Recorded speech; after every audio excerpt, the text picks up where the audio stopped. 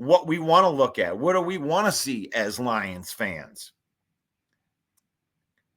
You know, they're going to be playing their starters. There's a good opportunity right there when you really look at it. Of course, we want to see our starters. I want to see Sam Laporta. I want to see Jahmyr Gibbs and Jared Goff. I can't wait to see them. I don't want to see them today. And I'm glad that the coach is not going to do that. We're going to be out there. We got these coordinators. They're looking for their pieces, the final pieces to the puzzle, to what we believe is a Super Bowl type of caliber team this year. And if you've been watching Mike and I for the last few years, it's like this isn't something that we just go out there and say all the time. We're not. We didn't tout Super Bowl last year. We were happy to get playoff wins. Before that, it was about being competitive. But this is really the first time that we could come out here and say that we really feel that we have a Super Bowl roster. And going into this preseason game right here, where the philosophies are so much different, right? The Kansas City Chiefs believe Patrick Mahomes is going to be out there slinging it with the first team offense during the entire first half. Dan Campbell doesn't really believe in that. There are going to be some starters that are going to be out there. I think it's going to be on the defensive side of the ball, but there's a lot of guys. I don't think that we're going to see any of the offensive linemen. I don't think that we're going to get to see Hendon Hooker. We're going to get to see Hendon Hooker go out there and play against a first-string defense. I mean, who isn't excited about that? Hendon Hooker out there, slinging it around. Let's see what we got right there. Out of 22 people that are sitting right there, why don't you just smash that like button right now because it's free. And if you like football content, then, you know, this is not bad. Right? We're talking about football, right? If you like talking about football, smash that like button, and we're moving forward. We're moving forward with this. Who do you want to see? Who's it going to be? Who do you want to see? If you just came in here, this is the Lions Villain Squad page. This is what it looks like right there. We got Manny the Main sitting right there wearing his Villain Squad necklace right there. And go over to the Facebook page. Give it a follow. Give it a follow. We got 52,000 villains. We're approaching 53,000. We're ramping up for this season. And I want to know, who do you want to see in this preseason game? Who do you want to see in the preseason game? Alita Smith says, go Lions. Yay. It's good to see you in there. Thank you for joining the program. Jay-Z, definitely hoping to see some development from guys like Broderick, Kobe, Manu, and the guys fighting for wide receiver 4. I like that comment right there because that's the truth right there. I think that we're going to get a healthy dose of Broderick Martin tonight. And I think that Colby Sorsdahl is going to play probably all of the first team snaps in there, because I don't think that we're going to see very many of the starting offensive linemen for the Detroit Lions. Those guys don't have to. I mean, those are the bodies that get beat up, you know, throughout the season, and they go out there and they take a beating, and they know what they're doing. This is the 4th year when you're talking about this offensive line, minus Kevin Zeitler, who is a Pro Bowl guard that is going to come in. He's experienced NFL, but the other 4 guys, you know, they've been around for a couple years. They know what time it is. They've been at all of the training camps. Frank Ragnow, Taylor Decker, Penei Sewell. You got to see those guys tonight. We know who they are, right? Manu, here's what I'll say about Manu. Manu is a developmental piece. You need to think of him like you did Broderick Martin last year. Like anybody that overreacted about Broderick Martin last year didn't get the memo from Brad Holmes. Brad Holmes didn't hide anything about Broderick Martin making an impact last year. It is what it is. But Manu is going to be the same way. You got to teach this kid. This kid came from a Canadian college. So this kid has got all of the physical gifts. He's 350 pounds, all solid muscle. I get it. I get it. That part of it is exciting, but you got to teach this kid how to play football. And I think that they will. He's got the right attitude for it. But I don't think that we're going to, I mean, Manu's been looking lost. We'll see how quickly he can pick that stuff up, but we're not expecting him in year one to do those types of things. But Colby Sorsdahl, we got to get you in there, buddy. We need to know that 5th round draft pick coming out of William and Mary, all that rush should be off. So I love that. Great comment there, Jay-Z. Brent in here says, I'm good with it, Russ, as long as we do a great job during the regular season. Jeffrey Addison says, I'm very curious about who will be playing cornerback against Mahomes today. Do we have anyone available? Well, we have a lot of players available, and that's going to be a very cool opportunity for Aaron Glenn in this defense, Jeffrey. And by the way, I want to give a shout out to Jeffrey because Jeffrey is one of the admins to our Facebook group, Detroit Lions Main Event.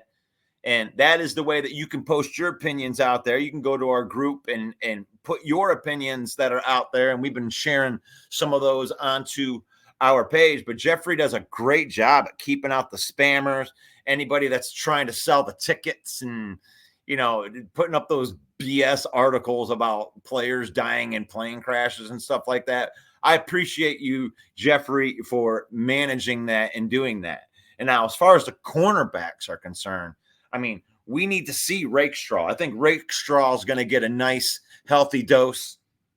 Unless I'm not hearing about an injury. I've been looking through here. I don't think that all of those guys were supposed to come back. I don't think that we're going to see much of Terrion Arnold. I think that they know what he is, and his injury is going to keep him out.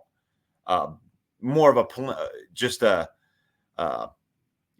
better safe than sorry type of thing. That's what I heard about that deal. But you got Dorsey, you got these other cornerbacks like Ifeatu Melifonwu, the slot corner. Now that Brian Branch is moving back to the safety spot and he's going to be roaming around like a predator. Now that slot corner spot is up between Amik Robertson, Rakestraw's been repping there, and Ifeatu Melifonwu's been repping there. So there's a big competition for that slot corner spot. So I am interested in that. And the cool opportunity is that it's Patrick Mahomes, and the number one offense is going to be out there. So you want to talk about a good test. You want to get it out there. And even if they get beat up on, I mean, there's a chance with them playing all their starters and we're playing all of our second teamers, they might carve us up. It might not look good tonight, guys. But there's just a difference in philosophy. Dan Campbell does not believe in playing the starters, and Andy Reid believes in this dress rehearsal type of thing. So it's interesting to see what's going to be out there for tonight. And that Jay-Z says, I want to see Hooker play and not put himself in harm's way. Now, that's a really funny thing, because he did get the concussion, went into concussion protocol. And the general thing that when I put that post out about what he had said about destroying that safety when he ran the ball, is a lot of people just assume that the concussion came on that play, and it didn't. The concussion didn't come on that play. It was a few plays later that when the pocket collapsed on him, I believe that's where it happened. And yeah, he's got to learn how to slide. I get that, but you want to see that kind of fire out of the guy. I liked that. I do want to see him slide more, but I want to see him play the whole first half, Jay-Z. I want to see him play the whole first half against a number one defense. Let's see what we got in this guy. And if he plays well, that may, if they wanted to trade him or do something different with Hendon Hooker, that would up his value if he can do something against this top 10 defense that's going to be out there. What time and station does it come on? I'm not even sure about that. I know that I'm going to be looking at it today at 4 o'clock. I'm sure the Fox 66, or I'm sure they'll be on the local networks. I mean, you are local, aren't you, Brent? Want a good look at Hooker. I mean, I think that that's probably the number one thing right now. If you had to say, if you poll all of the Lions fans in the world right now, I would say that most of them would say that I want to see Hendon Hooker play today, especially against the ones. What a great opportunity that's going to be right there. Jay-Z, another good comment right here. Give Gates some kicks, or Bates. I said Gates. Jake Bates. You know, you got to get – we know that he can boom a 60-yarder in. That's why he came here, right? He's got the boot. He's got the power, baby. Kicking it through right out. You kick it out of the stadium. Jake Bates. Yeah, but can you kick a 25-yard field goal? Can you kick a 35-yarder? You know, if it's 4th and 15 and you got a chance to kick a 40-yard field goal, can Jake Bates make it? Because I know that Dan Campbell is the aggressive guy, but usually the aggression comes inside of 4th and 5, unless it's a trick play. So if he's in a 4th and long situation, 4th and 15 after a holding call, and all of a sudden you're back at the 25-yard line, can Jake Bates make a 41-yard field goal? That's a great question. And yeah, I would love to see Dan Campbell go for a field goal on a 4th and 1 today, because I don't need to see my 4th down offense. We already know they can get 4th downs.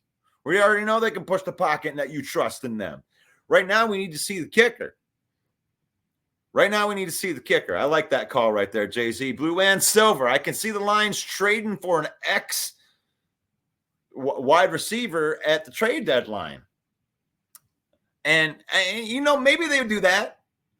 Maybe they could do that, but that doesn't really seem like that's in their MO. Does it, blue and silver?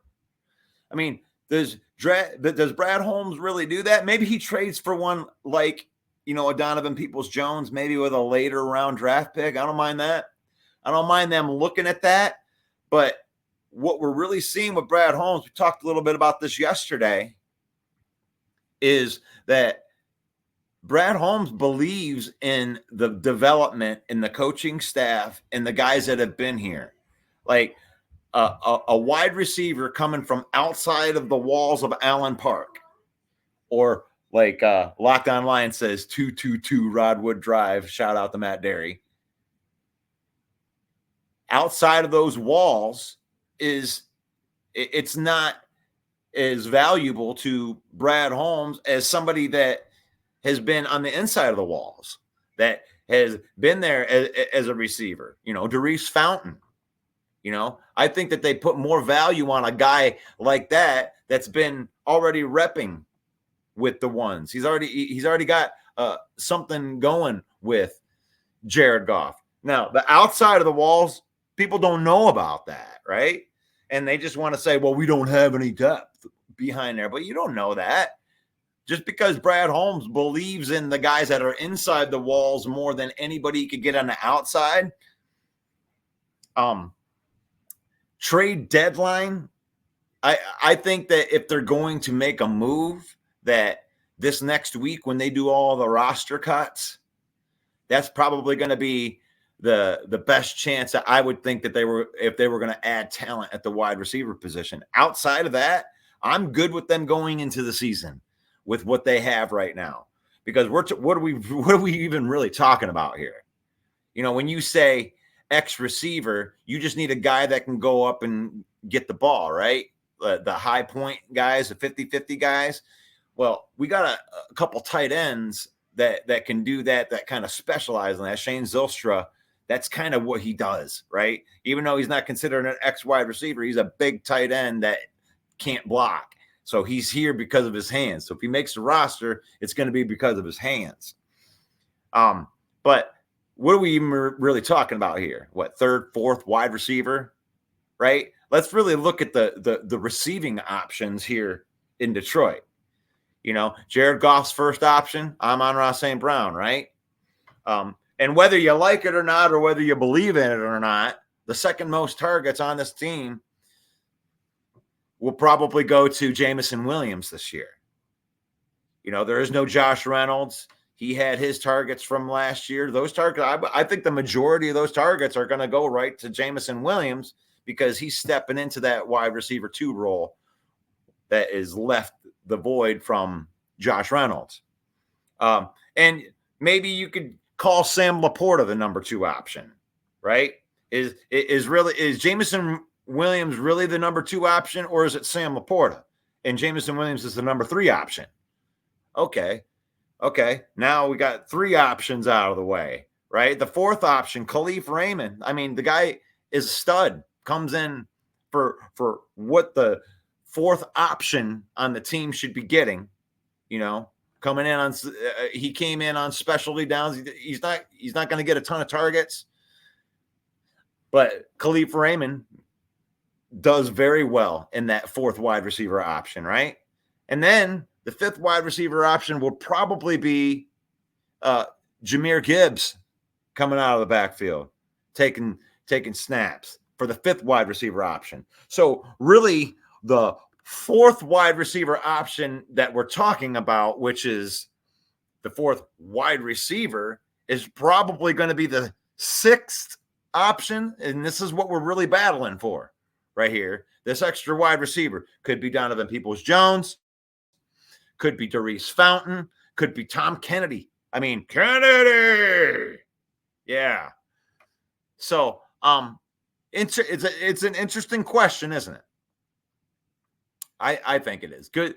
Thank you for the comment, Blue and Silver. Matt Henry, good morning. And I am looking forward to see Caleb take another step forward to build off of the last game. So you got your blue, you got your orange on there, so I'm assuming that you're the Bear fan right there. Let's go in there. We invite all of the fan bases in here. I'm interested to see Caleb too. Let's go. Hendon, Vaki, Fountain, Wingo are the ones that I want to see. Those are all great names right there. And I think that Vaki might be getting the starting reps today, which is going to be awesome to see him going up against the ones. Maybe Darius Fountain is going to be in there. That would be really cool. And I know that Wingo is going to get a long look today. So all of those guys are expected to see a lot of snaps today. Brent, thank you for that comment. Wow, we got a good conversation going in there. I love Hooker's attitude.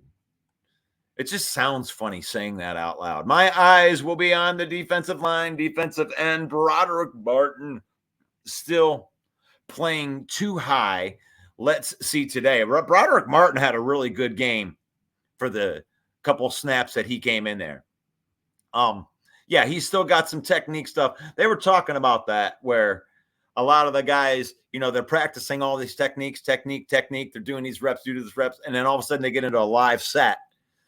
And they forget everything that they learn. So there's a little bit of that going on. It's like processing, but also maintaining and keeping to the routine of it. So that's a good comment right there, Gary. Thank you for that.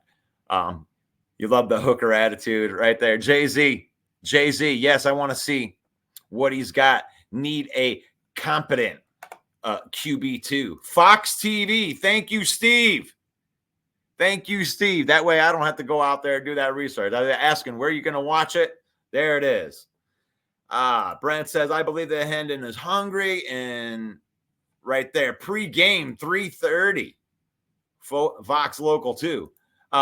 Broski said, Russ, I disagree. You may never want to see your quarterback trying to truck anyone no matter how you spin it. Just because Hooker wasn't concussed on that play, it doesn't mean it's a good idea. I didn't say it was a good idea, Broski. I'm just saying that as a fan, when you watch your quarterback destroy Like, I'm sorry, dude. You can disagree all you want, but there's not a fan in the world. If you watch Caleb Williams destroy somebody coming around the corner, you may go, I don't want to see you do that. I'd rather see you slide. But boy, he just took that dude's head off. Yeah. So you could disagree about that. I don't want to see him do it either. I want to see him slide. I do want to see him slide. But what I'm saying is I am a fan of physical play. I don't know about Brad making a trade, but I think that those guys they have for wide receiver fours, they want to see which one will be the most consistent. St. Brown, Jamo, Khalif are great 1 through 3 already. Yeah, that you got 3 solid guys there. You know, you can say whatever you want about Khalif Raymond or whatever, but he's been solid with us. The coaching staff likes Raymond. And Jamo, you know, whatever he's going to do is whatever he's going to do. I don't think that too many Lion fans are. There are some that, you know, there's that pocket of Lion fans that are like, yeah, 1,800 yards. He's going to be the next Justin Jefferson. And it's like, yeah, okay. There's pockets of those fans and everybody. The 15-2 guys for Caleb Williams, you know, the Minnesota Viking fans thinking, yeah, we can just overcome all these injuries and we're just going to be better than everybody. Okay, cool. Any of that is possible. But when you're talking about the 4th wide receiver position, it's not, I mean, that guy's not going to see a ton of time on here. I think that we're really splitting hairs if we're really thinking that it's going to be that big of a deal. Players to watch. Say hello to the bad guy right there, John Kapler, up in the house. Players to watch. For me, it's Broderick Martin. I'll be doing a video, bold takes on him in a bit. Hooker, and our wide receivers, the QB plays. Yeah, we want to see our guys in there.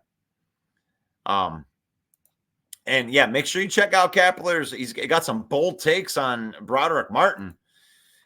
Broderick Martin came into training camp right. You know, for a 3rd round pick last year, we wanted to see a lot more out of him, right? I mean, that's what it is. You want to see a lot more out of your 3rd round pick, but he was a developmental thing, and he's done all of the right things. They drafted him in the 3rd round because the way he's built, you know, you got a mentality.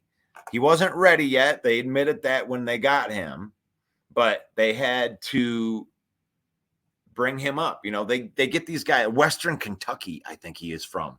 So it's like these guys coming from the small school, the speed is unbelievable to go from college to pros, you know, and even like the really good colleges to the pros, even the Alabama guys, that learning curve and the speed is something to be dealt with. But when you're coming from like what Manu came from, you know, a college in Canada or Western Kentucky right here where Broderick played, these guys just didn't play the competition, you know. And you got to learn how to play football at the level. You got to learn that pad level that they were talking about. You know, you may have been able to just dominate people with your strength and your physical abilities, you know, with those smaller schools, but you ain't going to do that in the NFL. You have to have technique. You have to be consistent with your stuff and your learning, even with the physical attributes, because everybody's a freak in the NFL. You know, maybe he's a little more freakish, but you still have to put the technique in there. Jay-Z said Laporta, Wright, Zylstra are all good receivers, not to mention Monty and Gibbs. Yeah, I don't think that the 4th wide receiver battle for the Lions it's not like, oh my God, what are we going to do? We need to fill that gap. I mean, I could probably count the number of time that we had 4 wide receivers out on the field at the same time last year on one hand. You know, it's usually 2 wide receivers that were coming out. And then Raymond is kind of a guy could stick out there because he's a speed guy. So I feel you on that one. Don't see why they don't just sign Hunter Renfrow. He's a vet. He's a very smart player. I think I spoke to that a little bit earlier. They like their guys. Like, what is more valuable? Darius Fountain, who's spent the entire last 2 seasons in the practice squad, running the plays with Jared Goff, running with the people, or Hunter Renfrow, who's going to have to come in and learn the offense. So bringing people from the outside in is it's a far stretch for a guy like Brad Holmes. We believe in draft and developing. I believe that they have these other guys that have been practice squatting their way up. I mean, there's a couple of guys that are probably going to make this roster that have just been in the system.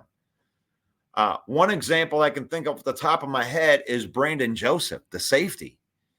So you lose Chauncey Gardner-Johnson. Well, Brandon Joseph, coming out of, undrafted free agent last year, spent all year on the practice squad learning and made gains. And now he's going to make this roster as a depth piece, another young player that can come in and make an impact.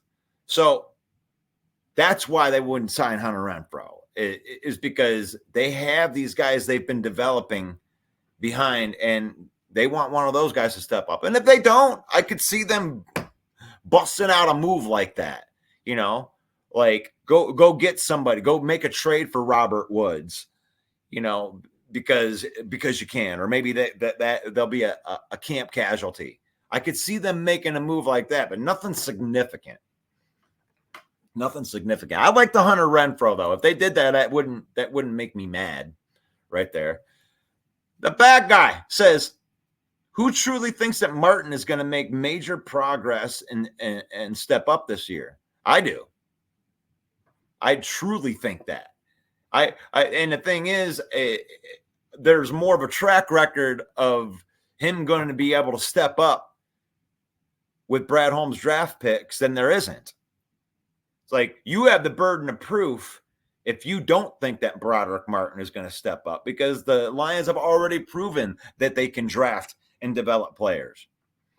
Because I know that the bad guy, I know that you were one of the guys that wanted to get rid of Derek Barnes after the first year because he didn't have a good year. He looked lost his first year. The speed of the NFL. They get these guys because of their mentality and their physical gifts. They figure they can coach up everything else. Ifeatu Melifonwu. Gosh, we were talking in here last year, and I was one of the people with you, John Kapler. We were saying, is Ifeatu Melifonwu going to make the roster? We were saying that last year, John Kapler.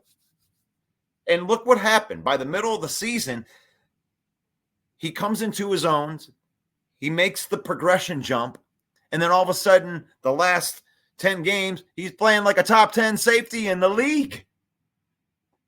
So you got Derek Barnes, Ifeatu Melifonwu, and then even Aleem McNeil after the first year.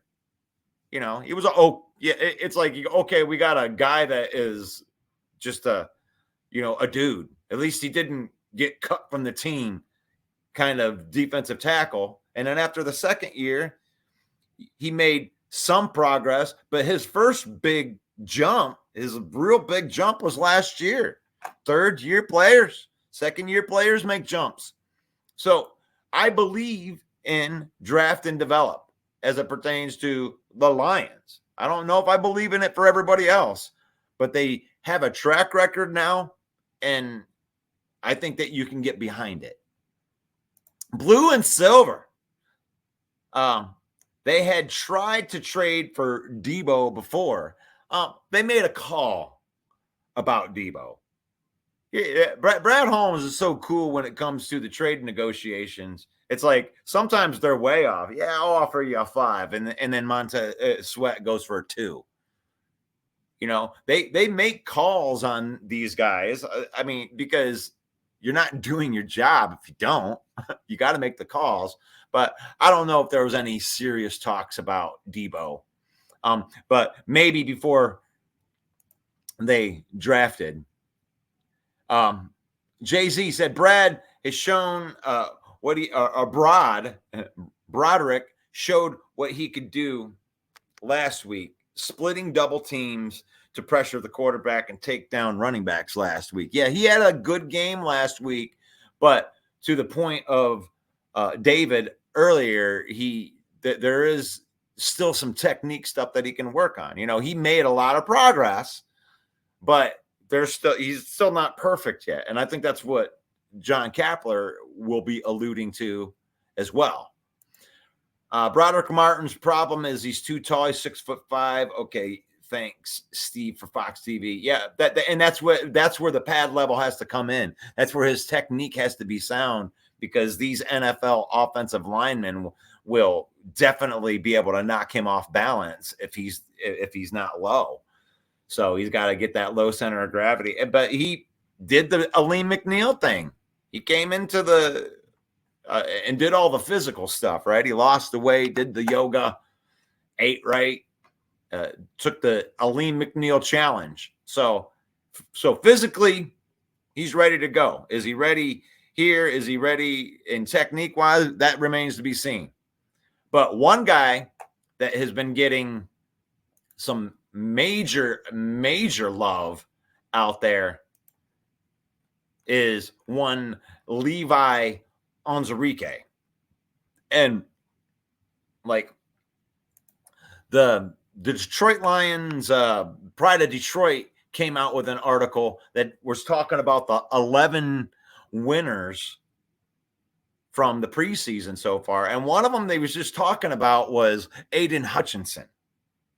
And I was like, okay, that's an interesting thing. But listen to what they say about Aiden Hutchinson. So the Hutch bunch. So Hutchinson last year played the second most snaps of any defensive lineman and had a ridiculously high 37.4 of Lions total QB pressures last season.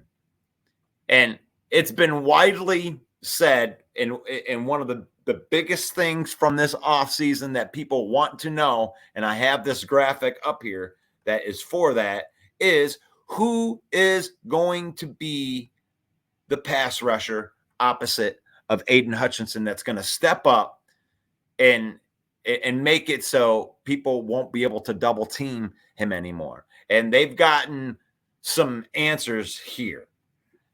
Levi Onwuzurike continues to be the shooting comet this training camp. He was back to creating pressures and affecting the run and from a whole bunch of different lineups, even standing up in the 2-point stance over the defense or over the offensive tackle at times. They've been lining him up all over the place. And every time that Dan Campbell talks about this guy, you can just see that grin in there. And Dan Campbell doesn't mince words with that. If you ain't playing well, he ain't going to give you an attaboy. He ain't here about your feelings. So when Dan Campbell says that Levi Onwuzurike looks like the guy that they drafted in the second round after Penei Sewell, I believe him.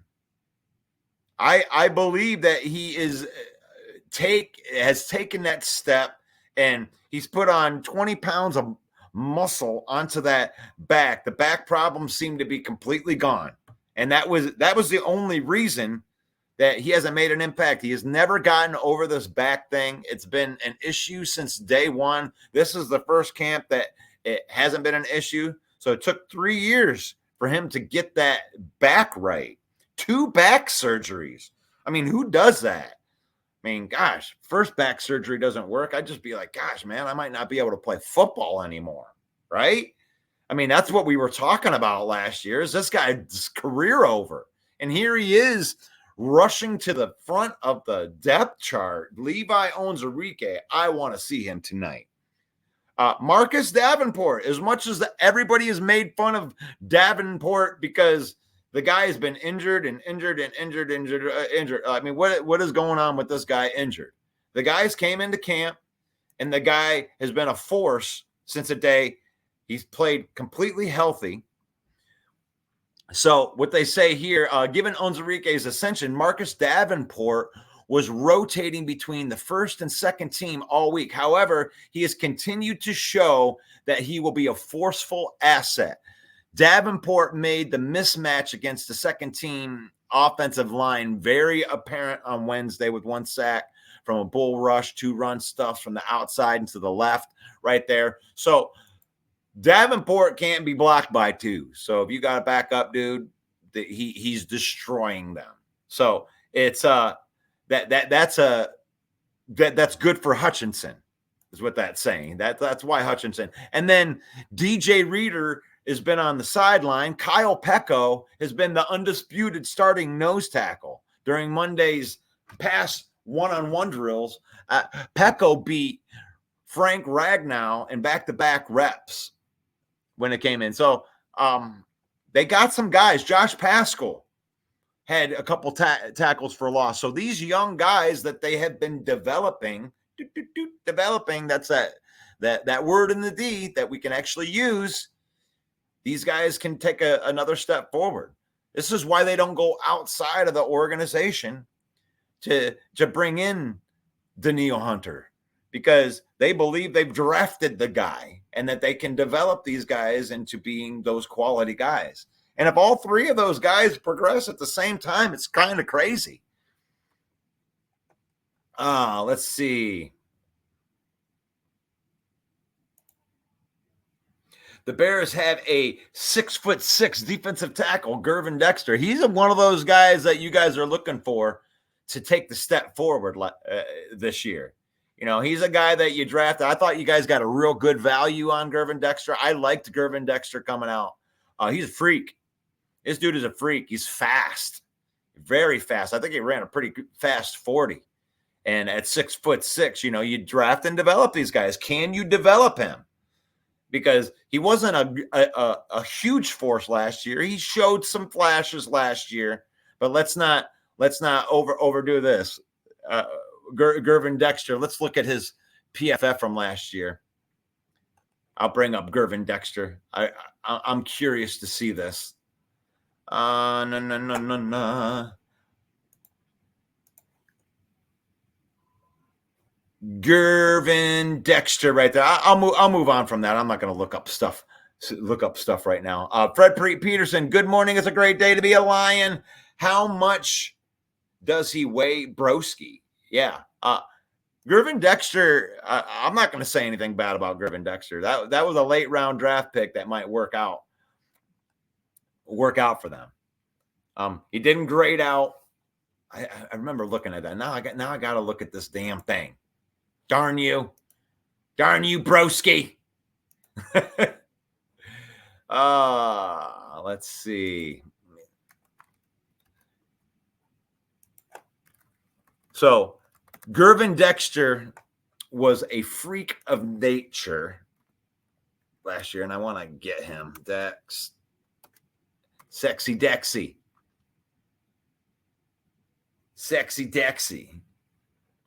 Dexter.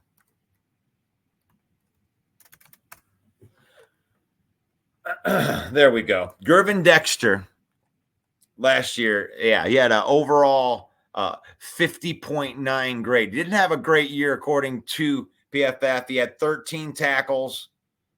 He did have 4 sacks. So when he comes in there, he is good at rushing the passer. But what it comes down to, from what it looks like on him, is your team is trying to figure out ways that he doesn't become a liability on rundowns. Right there, he's got a good sack move, but that it's the same thing that's going on with James Houston for the Lions. It's like this guy can rush the passer, and he's got a great move, but you can't get him out there on first and second downs because he's a liability against the run. So you want to be able to get these double threat guys. Same thing with Yannick last year. So it's like you got to be able to not be a one-trick pony. And right now that's kind of what James Houston is, if they can get it going. But right now, you know, as a pass rushing specialist, I don't know if those type of guys can make this roster of the Lions. Like it seems like you almost need to be multiple to be able to get in there. So they called Pride of Detroit calls Hutchinson the winner of our training camp because of so many of these defensive linemen and pass rushers that were identified. Another winner from this training camp for the Lions is Jack Campbell. Jack Campbell was on the heater and the 9-on-7 draw on Wednesday. He was diagnosed with play, floated the ball, shot the gap, stuffed either the running back Montgomery or Craig Reynolds in their tracks right at the line of scrimmage on 3 first-down runs. Jack Campbell's path to the roster has been interesting because Derek Barnes played so well last year that Jack Campbell had to find his way onto the roster, and it ended up going full circle. He got experience at playing defensive end. He played all of the linebacker positions in relief of Anzalone and Barnes all over the place, managed 90 some odd tackles in limited work, but he did end up winning the Mike linebacker job by the end of the season last year when Alex Anzalone came out with an injury. By the time Anzalone came back, he had to start at the other linebacker position, which is actually his natural position. So Jack Campbell was challenged in the offseason to take that next step. They drafted him at 18th overall to be the starting middle linebacker on this team for years to come. And it looks like he is making the progressions to do that. So Campbell's biggest highlight Wednesday came on a 3rd and long play when he tied fourth quarter scenario. He dropped back into coverage, robbed Goff of his pass attempt, and took it for a pick 6.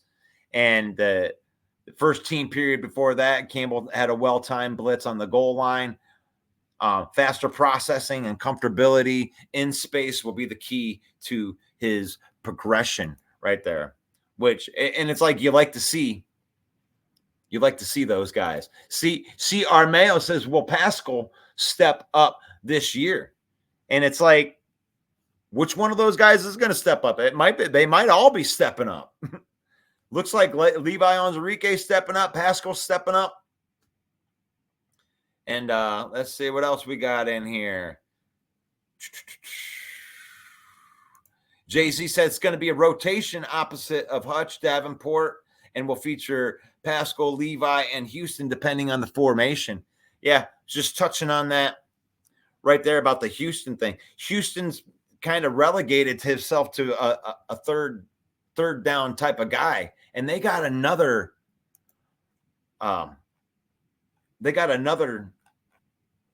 pass rusher, and let's see if they even talk about him here. And I can't remember what his name is. That was an undrafted free agent that keeps on sneaking up on these lists that have. I can't find him. Dang it! I hate not having my regular stuff and my regular stuff in here. But yeah, it might be one of these other guys. I think that Houston.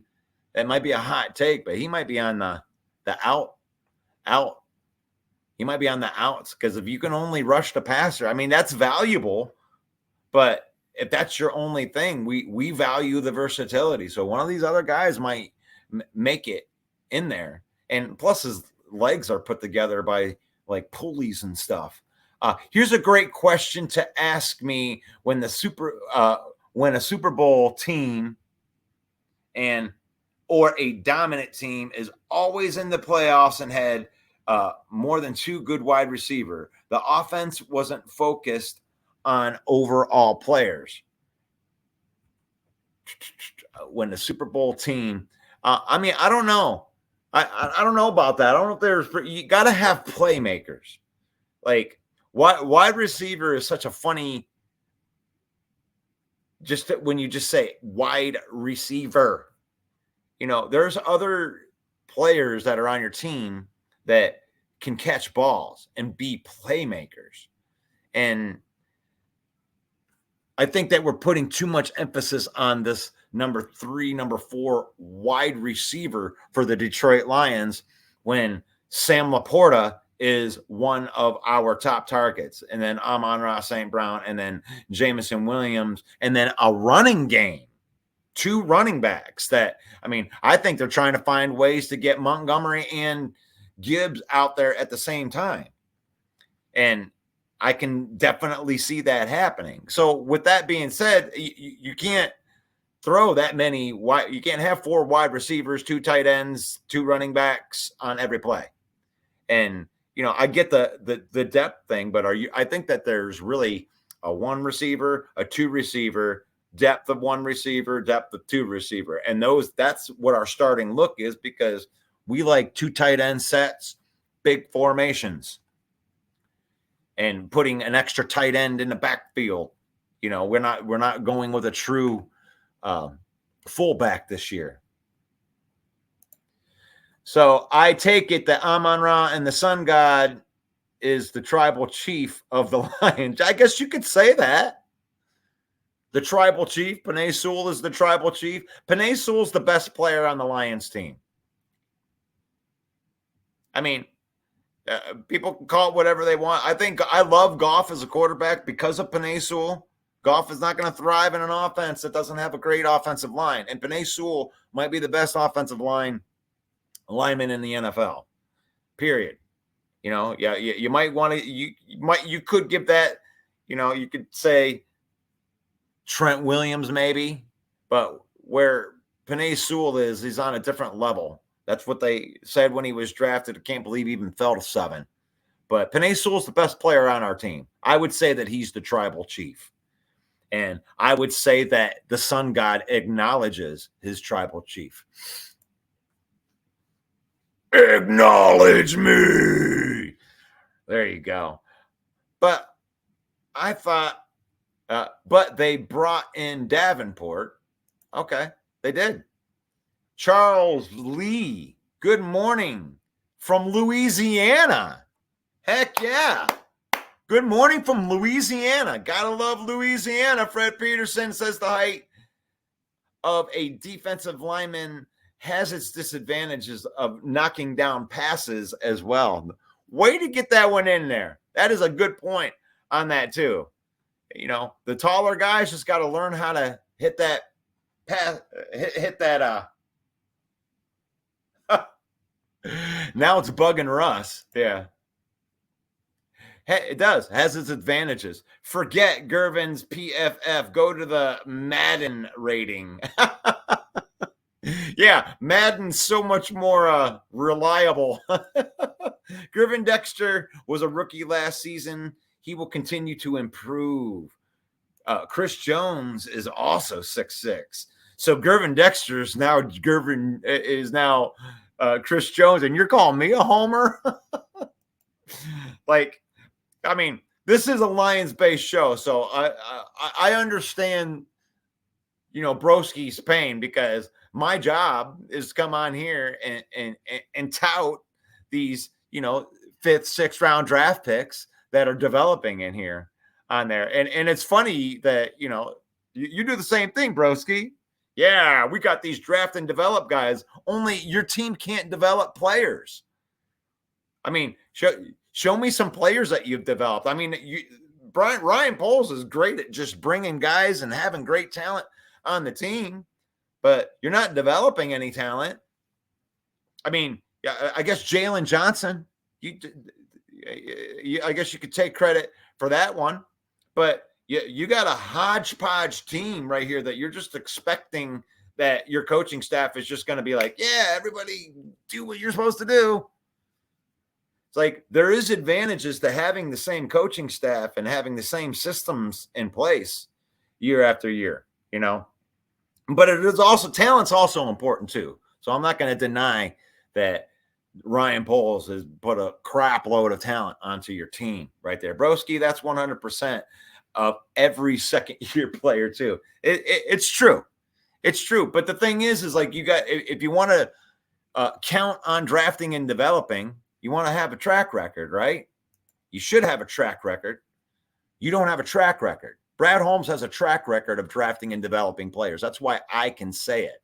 Jay-Z, to be a Brad and Dan Lyon, you got to be versatile, a team player, And you got, I don't see Houston lasting past the rookie contract because he has shown problems of learning to be versatile. Yeah, he's got his neck. The next shot is to make him an undersized defensive end. So he either has to learn how to play the pass or he has to learn how to play the run. And if he can't do either, then you're a pass rushing specialist. And there is a use for that. But I don't know if that's going to make this roster. I don't know if that's going to make this roster. There's definitely a roster that's going to take James Houston and use him only on third down and be good with it. Or, be like the women that are out there in the world and be like, I can fix him. This year, we've recruited new players across various positions of offensive line, defensive line, edge, linebacker, CB, quarterback, kicker, in order to remain competitive. It's essential to constantly bring in fresh talent outside the team. This constant influx of new players helps us to stay sharp and maintain the competitive edge. There's some truth to that. I mean, I can't disagree with all of that, but there's also something to be said about having your core group of guys that have been around a system, that are your seniors, that are your leaders. And you can't do that by constantly bringing in new talent from outside. The new talent that we want to bring in from the outside, CR, is draft picks. Draft picks is the influx of talent that you want. And as far as free agents go, you want guys that will come here for a discount and somebody that will take shorter deals. And that's just kind of been the Brad MO. You don't just come here and get a 4-year deal from the outside of the organization. So there is truth to your statement, but it's not the only thing. I mean, to maintain that competitive edge. And I agree with this statement as long as that competitive edge is coming from the draft. Let's see. Jack Campbell says that could take a big step this year. There's a lot of guys that are on that step up thing. That the crazy thing is how many high level guys that the Lions have already on this team that are very young, that are going to be here for a while. Sad but true. Dun, dun, dun, dun, dun, dun, dun, dun, dun, dun. Hey, I'm your life. I am the one who takes you there. Yeah. Hey, I am your life. My good James Hetfield. Is that a good James Hetfield? Maybe not. Everyone, have a great weekend. The rain stopped. And it stopped here. Got to go work outside. The work never stops. It does not ever stop. Fred Peterson. Thank you, Fred Peterson, for being part of our crew. Jeffrey Addison. Gibbs will be in for more this year for sure. Chicago has a great GM, but a high school coaching staff. I detect no lies right there. That's the biggest problem. You bring in all the talent in the world. I could be one of the believers in Caleb Williams. But the thing is the Chicago Bears have a knack and a track record of ruining quarterbacks. And fan bases getting completely excited about said new dude, and new dude comes in and it's a dumpster fire. And I don't even think that you can blame the new dude.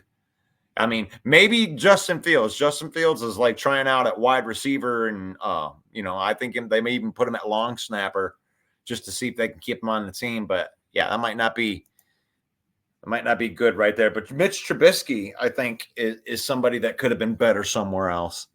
Jay-Z said, yes, Dan, the assembly of players and coaches has completely taught me the value of developing players. I can recognize the coaches around in the league that can't develop. And that's the biggest thing right there. Can you trust your team to draft and develop?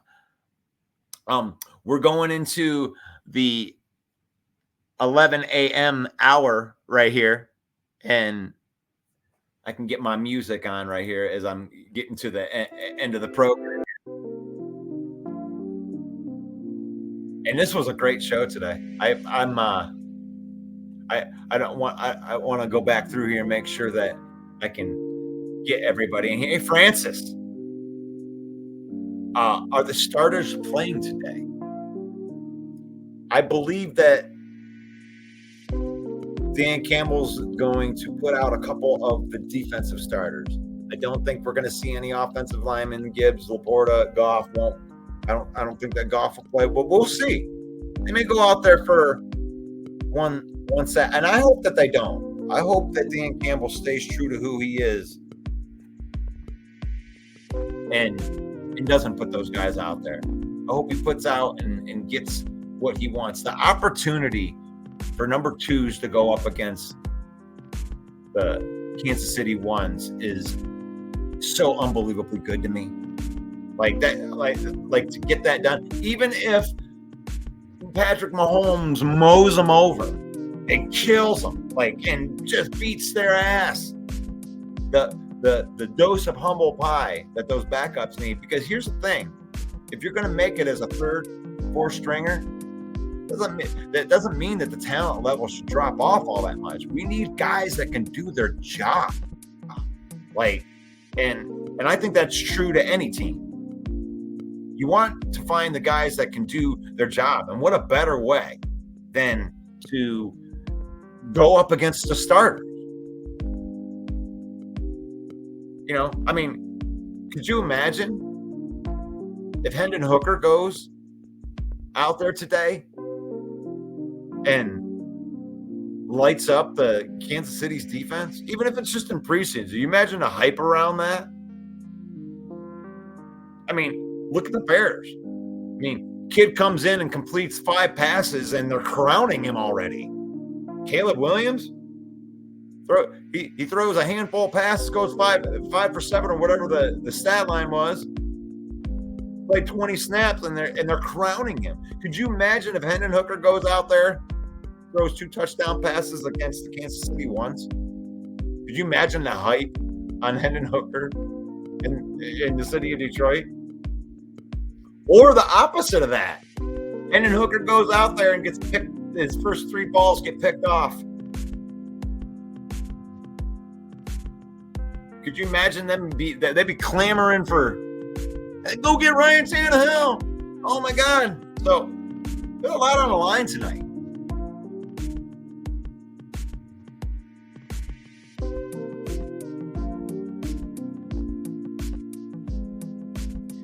So Broski, you're defending. I'm not getting into it with you. It's a Lions show. I'm sorry, brother. I don't want to get into it. I know you want to pump up your team. I'm on record saying that you guys, in a good year, if everything goes well for you, things could work out for you. And you listing a whole bunch of second-year players is guys that you've drafted and developed is the same. I'm not going to call you a homer like you call me a homer by over touting my players. All of my second year guys, I'm in a hopeful thing. I'm not saying that they drafted and developed any of those guys.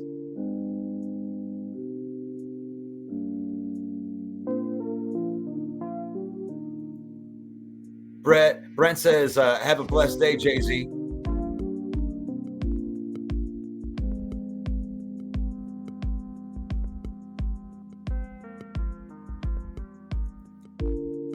See, here, this is where, you're getting too emotional in here, broski. We're not supposed to be going on this. Yeah, I didn't. Are you assuming that I didn't watch Caleb Williams play to get the full picture?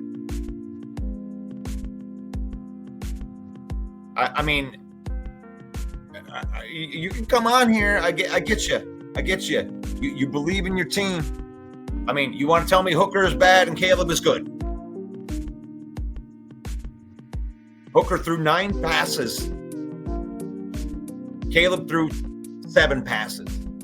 Your 7 passes look better than Hooker's 7 passes. But your quarterback is the starting quarterback for your team. My guy's trying to make it as a backup. My guy, Hooker, doesn't have any chance of becoming the starting quarterback this year unless Jared Goff gets injured. We're talking about your starter and my backup. Your starter should be better than my backup. And I do watch them play. I watched Caleb play. And one thing I do know about Caleb and that I know about Hooker is I have not seen either one of them play enough in the pros for me to make a decision like you say that Hooker makes poor decisions and Caleb makes good decisions.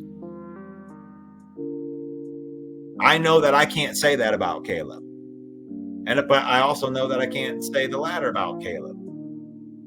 But I don't know enough. That's why I'm excited to watch this preseason game, because Hendon Hooker is going to get a shot to play against Kansas City starters. And you're going to get to see what this is really made of. Because does Hendon Hooker make poor decisions because he's playing with 2s and 3s? And that he's not going to get the same kind of protection? It's all good. It's all good. So I've had a good time today. This has been a good discussion. I always like the discussions with you, Broski, because you do bring in the bear flair. I like the bear flair that comes in here because I think it's important that if we are fans of the Detroit Lions, that we understand about our opponents. And like Broski says, like we actually watch the games. We don't just look at the box scores and make assumptions about players. And we definitely don't want to. And I want to help you, Broski, too. Is you don't want to make assumptions on players so quickly, especially with preseason games. There's no game planning. There's no setting anything up.